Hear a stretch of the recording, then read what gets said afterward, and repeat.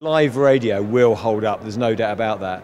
But there are big challenges. How does radio move to digital? And that's not just about distribution, it's about how do we reshape our content, how do we really take advantage of the digital world rather than feel a bit beleaguered by it. Well, I think often we talk about the creative side of radio and then the technological side of radio. And one of the things I feel very strongly is technology and digital advances can actually shape content. So you can think about ideas and think about programming ideas based on new technology. At the end of the day, the challenges are similar across Europe. What is clear from the session is that different markets are at a different point in terms of digital evolution. So you've got somewhere like Norway where the government have said we are switching over to a digital DAB plus infrastructure in 2017, where other countries are still debating that and quite a long way behind in that regard. I don't think the industry's ever had to differentiate more clearly between radio, the physical object, and radio, the medium. Because we use the same word for both, it can be a bit confusing.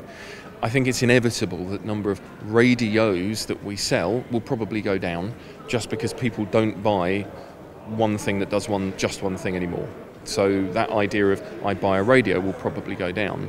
I think the amount of radio-enabled devices, so the number of things that can get radio, will go up.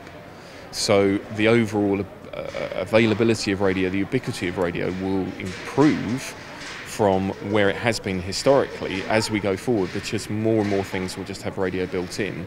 And if we're clever, what we can do is make sure that when a mobile phone manufacturer is building radio into their mobile phone, they make it better than just FM, they make it better than just analog, so that there's a visible improvement to a user between that's what I used to get on my old radio, that's what I get on my new radio, it's better, it's cleverer.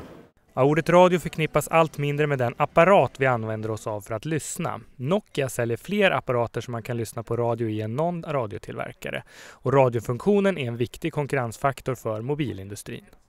We see now a very, very strong growth of internet radio, IP radio on the mobile. New business models for radio stations will emerge based on interactivity, based on social features. But then we see a challenge in the bandwidth and the mobile networks. So we need to think about some clever ways, and there are standards available. We have radio DNS, we have radio VHS. So we Nokia now have our first experience of digital radio on the mobile as well. We just launched our DAB receiver, which is compatible with all our Nokia Symbian smartphones. Demand of this one is surprisingly high. And we believe that the combination of different bearers, so IP, digital radio, DAB, and the traditional FM, plus interactivity, allowing new radio stations, business models, that this is the future of radio. Mobilt är ju enormt stort, man fattar liksom inte hur många mobiler som säljs. Om man tittar på det så finns det i ren användning finns det dubbelt så många mobiltelefoner i användning som det finns tandborstar i användning. Så liksom det är en sån fruktansvärd volym telefoner som finns där ute, och det är svårt att fatta det. Rent tekniskt skulle jag säga att jag tror att det finns ingen anledning att man köper en dedikerad radioapparat. Det känns väldigt konstigt, men jag tycker att vi är redan borta från det idag. 3.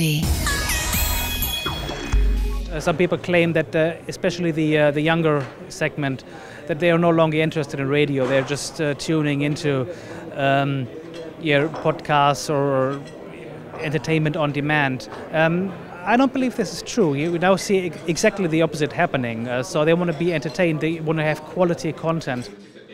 För en stor del människor under 30 så är radio liksom lite för svårt att använda, alltså att använda på det sätt man vill använda. Det är lite för svårt att rekommendera. Tänk om man lyssnar på radio så säger det här var en grymt bra låt, den borde någon annan lyssna på. Vad heter låten ärligt talat? Ska jag omedelbart plocka upp min mobiltelefon för att göra det? Det känns som att, men hallå, nu har ju radiokanalen tappat hela interaktionen med användaren. Att jag inte kan få reda på vem det är, jag kan inte rekommendera den, jag kan inte säga att jag tycker om den, jag kan inte säga mer sånt här tack, eller det här var sunkigt, eller varför snackar med så konstig dialekt, eller vem är personen som pratar just nu, eller mer information om det där, det var intressant. Alltså, det är så konstigt att det inte finns.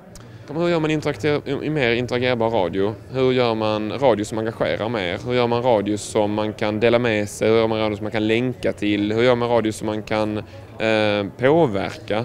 Hur gör man? Och sen tror jag också en intressant vinkel som jag inte så pratar så mycket om, som jag tror är en väldigt intressant sak, att många medium idag är medium som man kan bemästra och lära sig, medan radio är liksom väldigt mycket det bara händer. Och därför tror jag att om man skulle börja tänka, om man skulle ställa sig frågan hur kan man bemästra radio, så tror jag att man skulle komma till rätt intressanta slutsatser. Yeah, right. If you want some real effects,